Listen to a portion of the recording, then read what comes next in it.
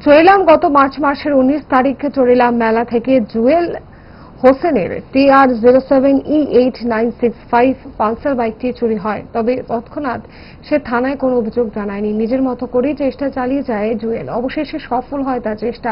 চরিলাম বাজারে সুব্রত দেবনাথের বাড়িতে নিজের বাইকটি দেখতে পায়। সেই সাথে আরো বেশ কয়েকটি বাইক নজরে পড়ে।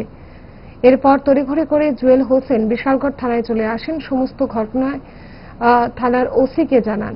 তারপর পুলিশ বাহিনী ছুটে যায় সুব্রত দেবনাথের বাড়িতে। জুয়েলের বাইক সহ 9টি বাইক উদ্ধার করতে সক্ষম হয় পুলিশ। তবে পুলিশ তদন্ত করে জানতে পারে যে এই বাইকগুলির কোনো কাগজপত্র নেই। তবে পুলিশ একটি চুরির মামলা হাতে নিয়ে তদন্ত শুরু করে দিয়েছে। বর্তমানে সুব্রত দেবনাথ পুলিশের হেফাজতে রয়েছে। পুলিশ বাইকগুলিকে প্রকৃত মালিকের হাতে তুলে দেবে বলে জানান। আমার বাইকটা চুরি ছিল। তো কবে? গত মাসে 5 তারিখ। কোন থেকে? চললাম বাজার থেকে। রাত্রে কি আছিল তখন? তখন মেলা ছিল। আচ্ছা। তো রাত্রে 9:30টার সময় বাইকটা চুরি হয়েছিল।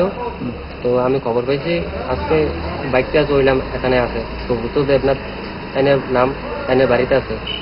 তারপরে আমারটা চললাম চরিলাম কোন জায়গাতে বাড়িটা? চললাম রোডের সাথে বঙ্কুমারি। আচ্ছা আচ্ছা। হ্যাঁ। তো তারপর সারারা সঙ্গে যাইয়া এখনো আমার বাইকটিও পাই, অনেকগুলো বাইক পাই। মানে পুলিশ নিয়ে? হ্যাঁ, পুলিশ যাওয়া হয়েছে। কতটা বাইক পাওয়া গেছে তারা? অনেক 8টা বাইক পাওয়া গেছে। আমারটা সঙ্গে। তোমার বাইকের নাম্বার কত? আমার বাইকের নাম্বার TR078965। কি বাইক এটা? এটা পালসার 220। তোমার নাম কি? আমার নাম জুয়েল। বাড়ি কোন জায়গায়? বাড়ি চরিলাম আড়ালিয়া। আমাদের চরিলাম আড়ালিয়া জুয়েল হোসেন নামে একটা ছেলে আমাদের এখানে থানাতে এসেছে। তার একটা পালসার বাইক আছে TR07E8965 220 ব্ল্যাক কালার। তার বাইকটা মার্চ মাসের 19 তারিখ চরিলাম যে মেলা হয়েছিল, মেলা থেকে চুরি হয়েছে। তো সে আমাদের কাছে আর জানায়নি। দীর্ঘদিন সে অনেক খোঁজাখুঁজি করেছে।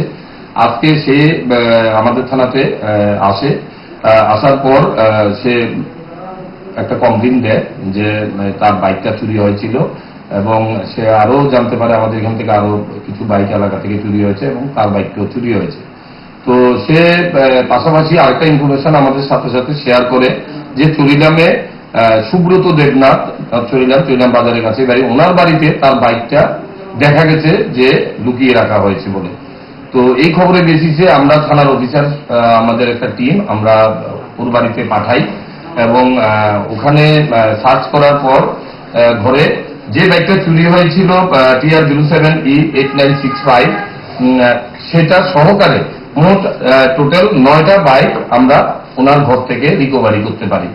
তো ওনাকে যখন বাড়ির মালিক যে সুব্রত দেবনাথ, বাবার নাম মৃত সাধন দেবনাথ, নর্থ চরিলাম, ওনাকে জিজ্ঞেস করার পর যে এই যে টোটাল 9টা বাইকের মধ্যে 8টা বাইক আর একটা স্কুটি, এগুলার কিভাবে ওনার বাড়িতে আসলো, কোথা থেকে আসলো, উনি আমাদের এই ব্যাপারে কোনো সদুত্তর দিতে পারেনি।